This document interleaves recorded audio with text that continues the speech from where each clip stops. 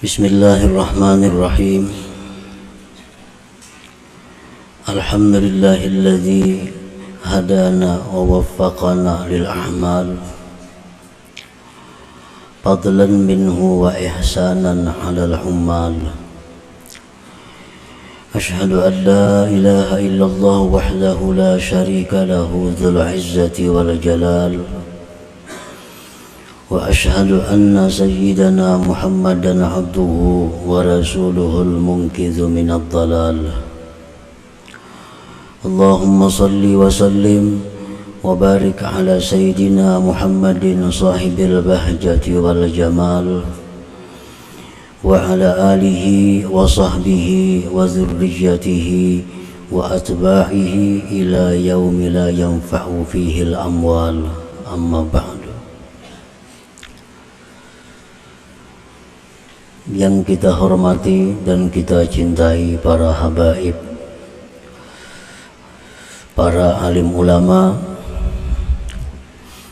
muhibbin, hadirin dan hadirat rahimakumullah. Alhamdulillah, puji dan syukur kita haturkan kehadirat Allah Subhanahu wa ta'ala yang melimpahkan berbagai macam anugerah dan nikmat kepada kita, yang memberikan hidayah, taufik dan inayah kepada kita, sehingga kita dapat berkumpul bersama-sama di majelis yang penuh berkah dan rahmat ini. Salawat dan salam kita haturkan pula kepada junjungan kita Nabi besar Muhammad sallallahu alaihi wasallam dan kepada seluruh keluarga, para sahabat, zuriat dan para pengikut beliau sampai hari akhir nanti. Para muhibbin rahimakumullah, al-hikmatul hadiyatu was-sab'un minal hikamil ataiyah. Qala al-Imam Ahmad ibn Athaillah As-Sakandari rahimahullah wa nafa'ana bi'ulumih. Hikmah yang ke-51 daripada Al-Hikam, berkata al-Imam Ahmad ibn Athaillah As-Sakandari rahimahullah, la amala arja lil qabul min amalin yagibu anka syuhuduhu wa yahtakiru indaka wujuduhu. Yang artinya tidak ada amal ibadah yang lebih diharapkan untuk diterima Allah daripada amal ibadah yang gaib dari engkau menyaksikannya,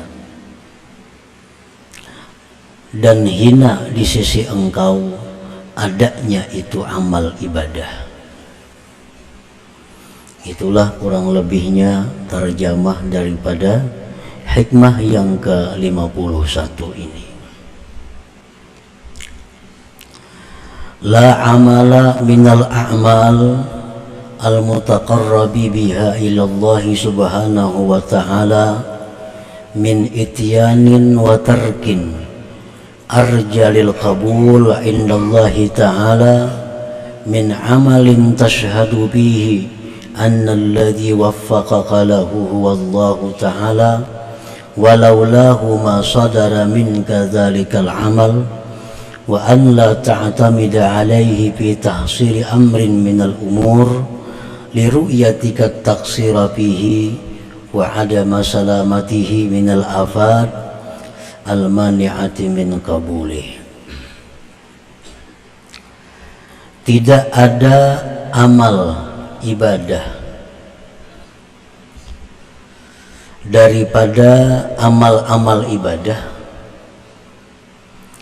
yang dijadikan pendekatan dengan amal ibadah itu kepada Allah Subhanahu wa ta'ala, baik daripada melaksanakan perintah seperti sembahyang, puasa, zakat, watarkin dan meninggalkan larangan, yang lebih diharapkan untuk diterima di sisi Allah Ta'ala daripada amal ibadah yang kamu saksikan pada amal itu, bahwa yang memberi taufik kepada engkau bagi amal itu adalah Allah Subhanahu wa Ta'ala. Dan jikalau tidak ada taufik dari Allah, tidaklah timbul, tidaklah muncul, terbit daripada engkau yang demikian amal ibadah itu. Dan bahwa tidaklah engkau berpegang atas amal itu pada menghasilkan perkara daripada perkara-perkara, karena melihatnya engkau akan kekurangan pada itu amal, dan melihatnya engkau tiada selamat itu amal daripada penyakit-penyakit yang mencegah bagi diterimanya amal itu. Para muhibbin rahimakumullah, pengarang ini di dalam hikmah yang ke-51 ini membicarakan masalah sebab amal diterima Allah.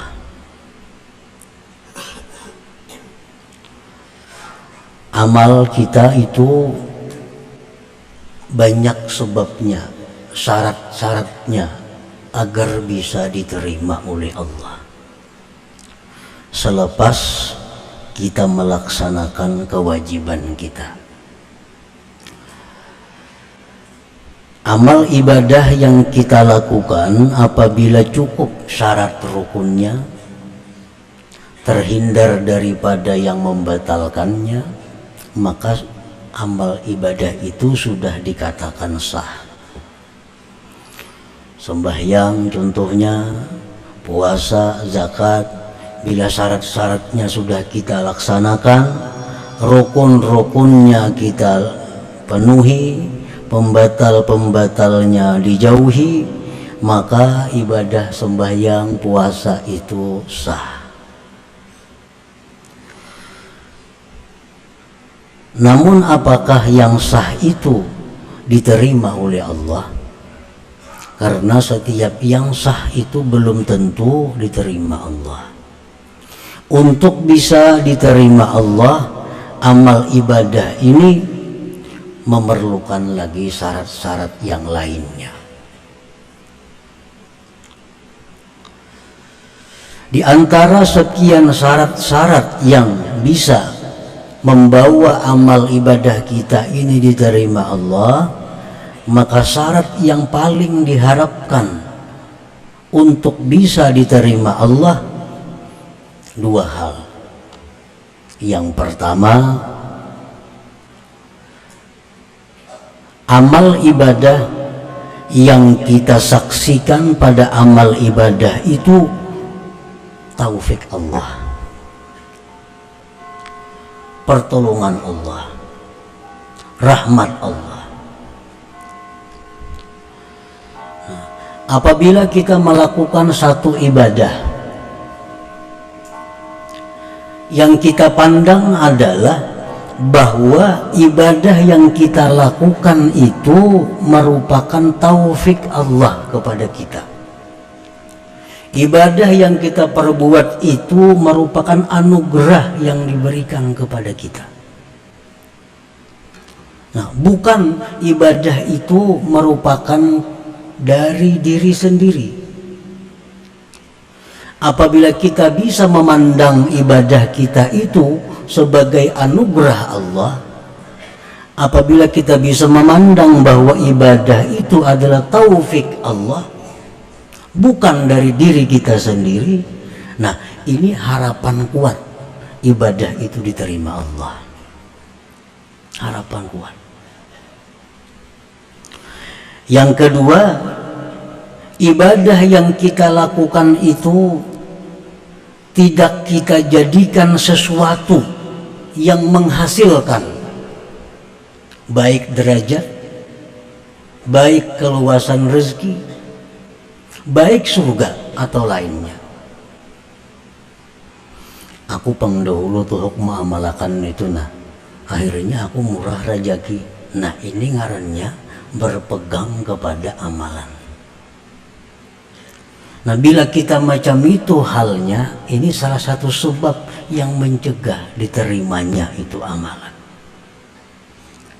Amalan-amalan yang telah kita lakukan itu jangan kita perpegangi, jangan kita bikin andalan. Sebabnya apa? Sebabnya kita tahu bahwa amalan yang kita lakukan itu banyak rusaknya. Kita tahu bahwa amalan yang kita perbuat itu banyak aibnya. Jadi janganlah kita berpegang kepada amalan-amalan yang kita lakukan itu. Yang kita pegang adalah rahmat Allah yang diberikan kepada kita. Bila dua hal ini ada di dalam satu amalan, maka itu adalah tanda yang kuat bahwa amal ibadah kita itu diterima di sisi Allah Subhanahu wa ta'ala. Kita umpamanya sembahyang kita itu kita saksikan bukan dari diri kita, tetapi sembahyang itu adalah semata-mata anugerah Allah. Demikian ibadah lainnya. Yang kedua, sembahyang itu kada bisa aku jadikan sebagai alat, aku jadikan sebagai sebab untuk mencapai sesuatu. Karena sembahyangku itu banyak rusaknya. Jadi yang aku harapkan bukan dari sembahyang itu, yang kuharapkan adalah rahmat Allah yang melimpah kepadaku. Nah, bila dua hal itu ada pada satu sembahyang, maka sembahyang itu harapan besar diterima oleh Allah Subhanahu wa ta'ala. Allah Subhanahu wa ta'ala berfirman, "Walaula fadlullah alaikum wa rahmatuhu ma zaka minkum min ahadin abada." Andai kata tidak ada anugerah Allah atas kamu, tidak ada rahmat Allah atas kamu, tidaklah bersih dari kamu seseorang juga pun. Nah, seandainya tidak ada anugerah, tidak ada rahmat Allah kepada kita, kita kada kawa sembahyang, kita kada kawa puasa, kita kada kawa berzakat, kita kada kawa menuntut ilmu. Kenapa kita bisa menuntut ilmu? Itu karena anugerah Allah. Nah, anugerah itulah yang kita pandang dalam setiap amal ibadah kita. Jangan kita pandang diri kita.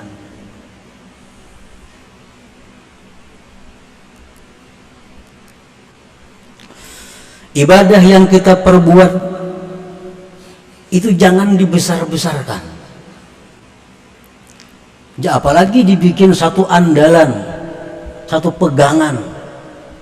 Karena ibadah itu kita yakin, kita tahu banyak rusaknya. Dan ibadah itu kullama suggirat kaburat. Ibadah itu bila mana kita kecilkan, ibadah itu bila mana kita hinakan, dia menjadi besar di sisi Allah. Wa idza kubbirat sagurat.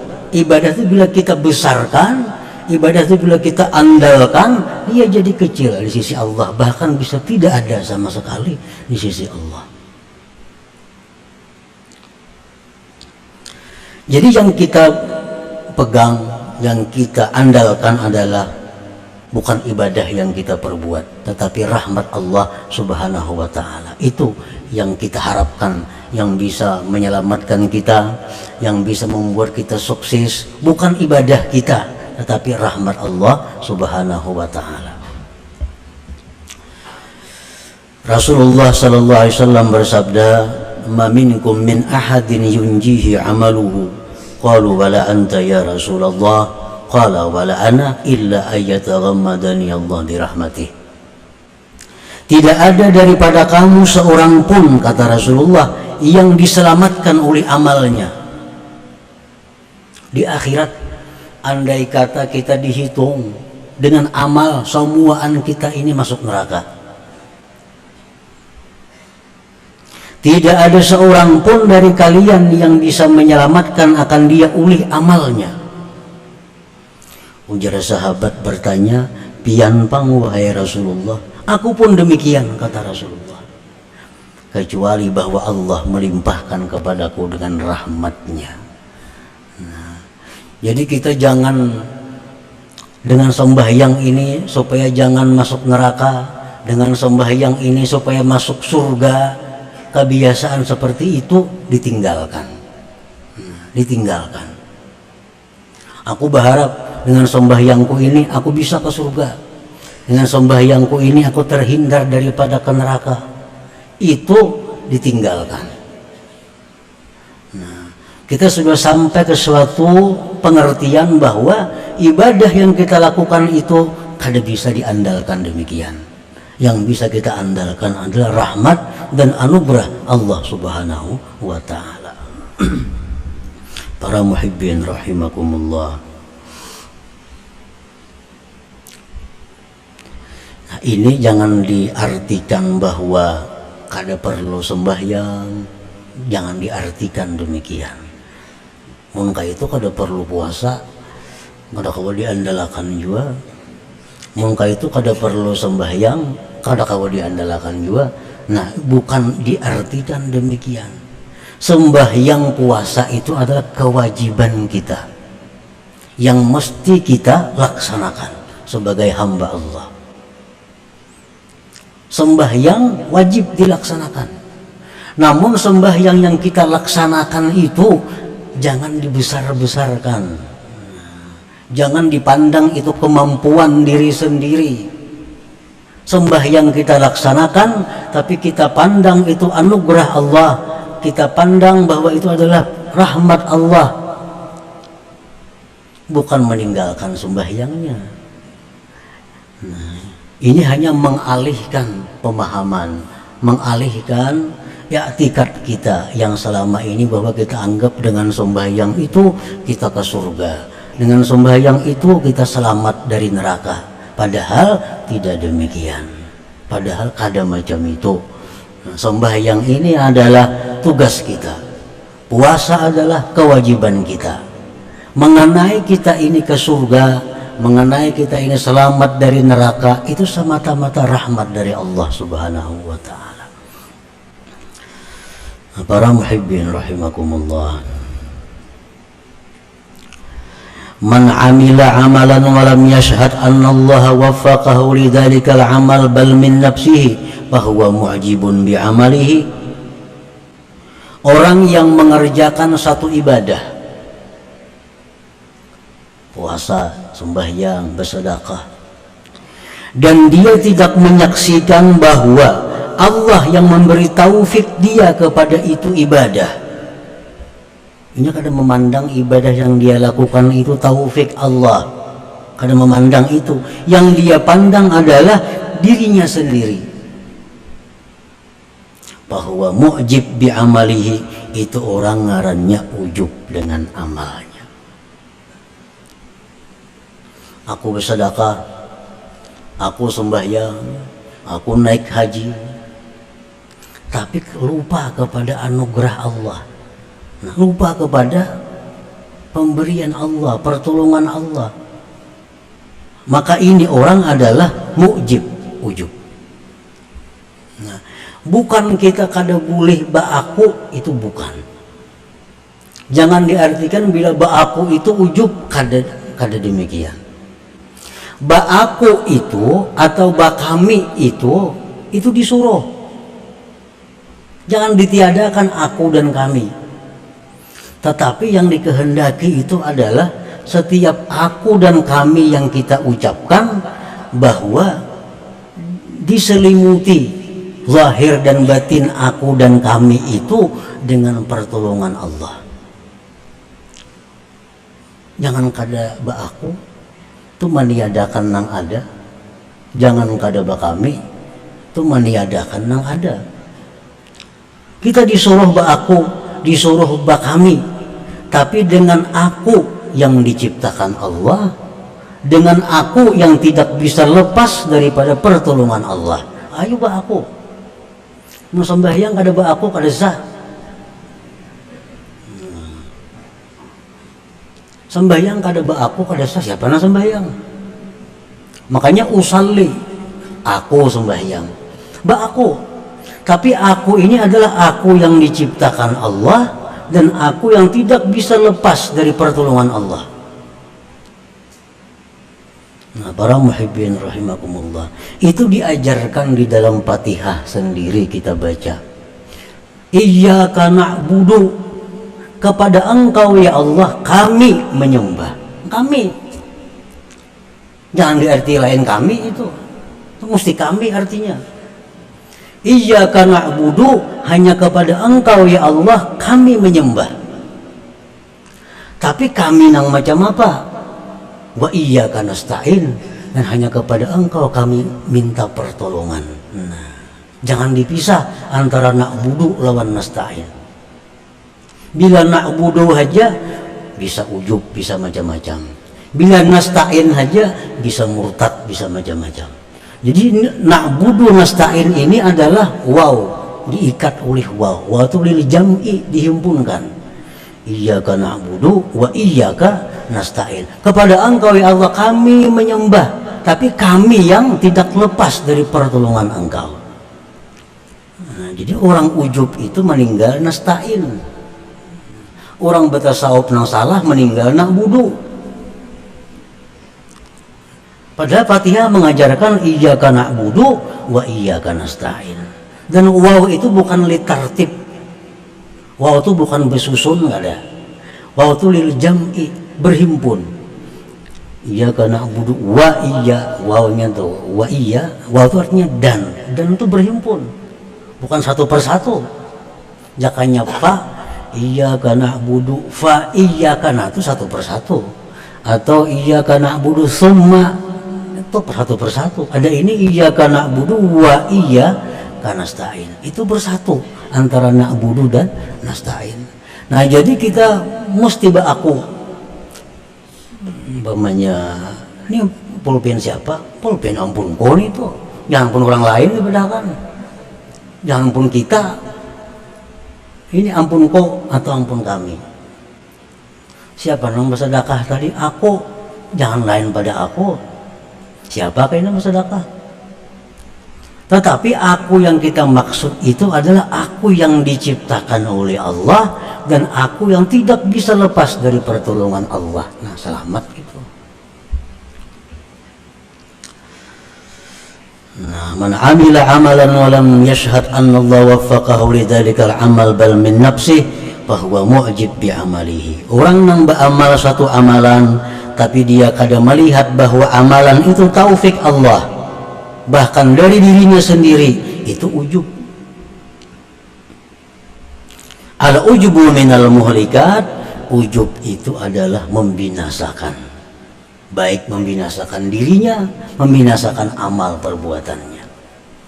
Dan ujub ini merupakan salah satu sumber dari sumber macam-macam kejahatan. Para muhibbin rahimakumullah, kenapa orang itu agak asalnya dari ujub? Kenapa orang itu mau riya? Karena asalnya dari ujub. Kenapa riya? Melihat aku nang beramal, kada ingat lagi lawan nang nasta'innya tadi. Nah, itu mau riya. Kenapa sombong? Karena na'budunya aja diikutinya, nasta'innya kada. Kenapa kikir, bakhil? Karena na'budu aja. Kenapa orang kikir? Merasa nang becari itu inya, nang becari itu merasa inya. Aku lapah mengumpulkan tunggal ribuan duit nih, tunggal ribuan mengumpulkan lapah. Nah, nang merasa inya, nang datang inya nang peroleh rezeki, rezeki itu merasa milik ampunnya. Dari situ kikir. Padahal kata dia merasa bahwa rezeki itulah anugerah Allah, inya kawa turun ke pasar itu pun anugerah Allah, kada akan kikir.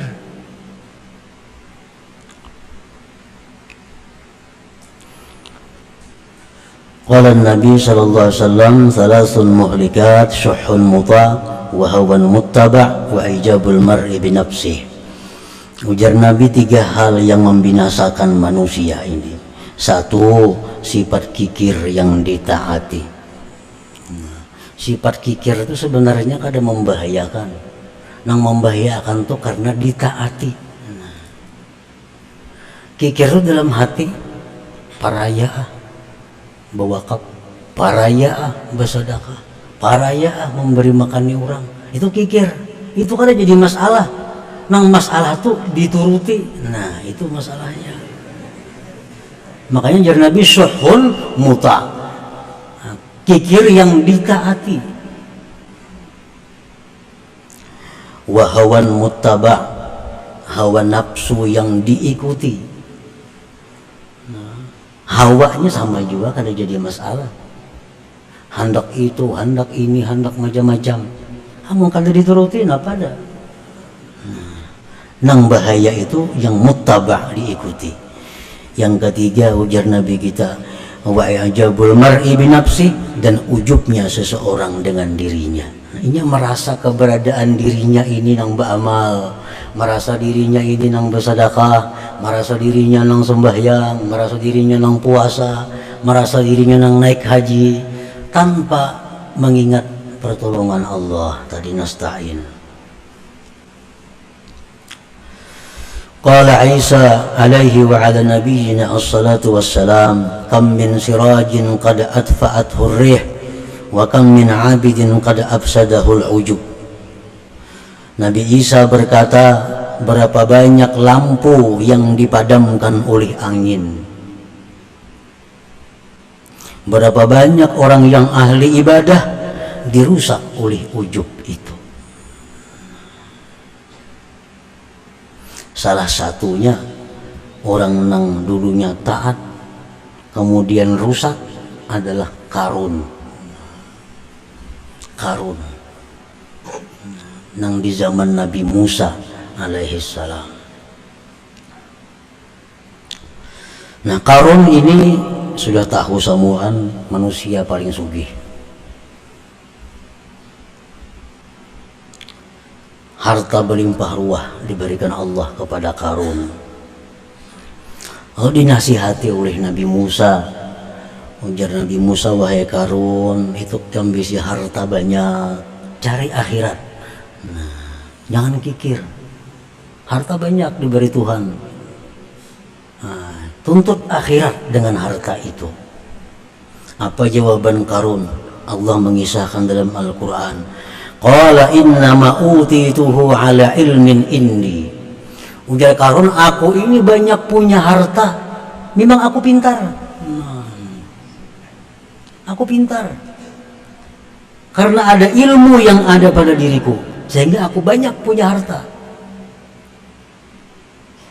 Qarun lupa menyandarkan itu kepada Allah subhanahu wa ta'ala. Padahal siapa yang memberi ilmu itu adalah Allah. Dari mana datangnya rezeki? Dari Allah. Sehingga Qarun itu menentang kepada Nabi Musa. Aku punya harta ini karena aku punya ilmu, ujar Qarun. Akhirnya apa? Si Qarun karena ujubnya itu, karena mengakuinya itu tanpa mengakui pertolongan Allah, fakhasafna bihi wa bidarihil arda, kami tenggelamkan Qarun itu dan rumah-rumahnya kami tenggelamkan, harta-hartanya ke dalam bumi. Nah, ini jar Nabi tadi, muhlikat. Ujub itu membinasakan. Membinasakan ampun dirinya, membinasakan amalnya. Ampun dirinya apa yang binasa? Beribadah. Membayangkan apa? Nah, beribadah semalaman suntuk menahan mata. Tapi karena dia merasa itu dirinya bukan pertolongan Allah, binasa. Nah, para muhibbin rahimakumullah, wa man amila amalan wa'tamada alaihi fahuwa mudillun 'ala Allah bi'amalihi wa amalul mudilla yurfa ila Allah ta'ala. Orang yang beramal satu amalan kemudian dia berpegang atas amalan itu, Dia menganggap bahwa amalan-amalannya ini kawa dia pegang bisa menyelamatkan ia. Nah, orang ini ngarannya adalah mudillun alallah. Arti mudil alallah itu orang ini merasa punya tempat di sisi Allah. Orang ini punya tempat di sisi Allah. Apabila kita merasa punya tempat kedudukan mulia di sisi Allah, amal kita tidak sampai diangkat kepada Allah. Tidak sampai diangkat kepada Allah. Rasulullah SAW bersabda, inna salatal mudil la turfa' fawqa ra'sihi. Sembahyang orang yang merasa punya tempat di sisi Allah, merasa punya kedudukan di sisi Allah, itu tidak lewat atas kepalanya. Ada sampai ke hadirat Allah. Nah, para muhibbin rahimakumullah, dikisahkan di dalam kitab Ihya Ulumuddin bahwa seorang ahli ibadat yang sudah berapa puluh tahun ibadah kepada Allah,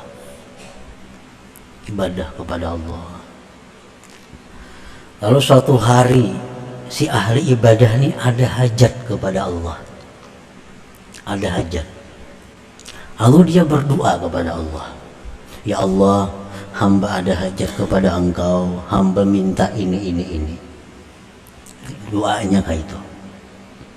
Kada dikabulkan Allah. Sehari, seminggu, sebulan, setahun, kada kabul. Lalu ujar si ahli ini, kalau aku minta kepada Allah, doaku tuh kada dikabulkan Allah, berarti aku ini orang yang jahat di sisi Allah. Berarti aku ini kada punya kedudukan di sisi Allah. Buktinya doa aku kada kabul. Jakanya aku ini ada kedudukan di sisi Allah, doa aku tuh kabul. Ini menunjukkan bahwa aku tidak punya kedudukan apa-apa di sisi Allah. Buktinya doa aku kada kabul. Nah, Allah Subhanahu wa ta'ala menurunkan malaikat untuk menemui ahli ibadat ini. Katakan kepada ahli ibadat bahwa kamu merasa tidak punya kedudukan di sisi Allah, itu lebih afdal daripada ibadah kamu yang 60 tahun itu. Kita beribadah 100 tahun, lalu kita merasa punya ada pangkat di sisi Allah, ini hancur ibadah kita. Kenapa? Karena kita ada mengandalkan ibadah. Nah, para muhibbin rahimakumullah, jadi kesimpulan yang ke-51 ini adalah dua hal, bahwa bila kita melakukan ibadah, pandanglah pertolongan Allah, pandanglah anugerah Allah yang membuat kita bisa demikian. Jangan kita pandang kekuatan kita. Banyak yang lebih kuat dari kita, tapi kada bisa beribadah karena tidak ada anugerah Allah. Yang kedua, amal ibadah yang kita perbuat itu jangan diagung-agungkan, jangan dibesar-besarkan, tetapi sebaliknya, bahwa amal yang kita lakukan itu banyak cacatnya, banyak kurangnya, sehingga kada punya harga. Nah, bila demikian amal ibadah itu, maka ini akan jadi modal yang kuat untuk diterima di sisi Allah Subhanahu wa ta'ala. Nah, kemudian hikmah yang ke-52 ila hadratin Nabi sallallahu alaihi wasallam. Al-Fatihah.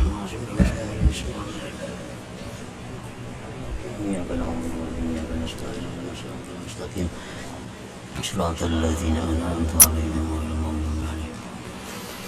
يا الله بها يا الله بها يا الله بحسن الخاتمة يا الله بها يا الله بها يا الله بحسن الخاتمة يا الله بها يا الله بها يا الله بحسن الخاتمة.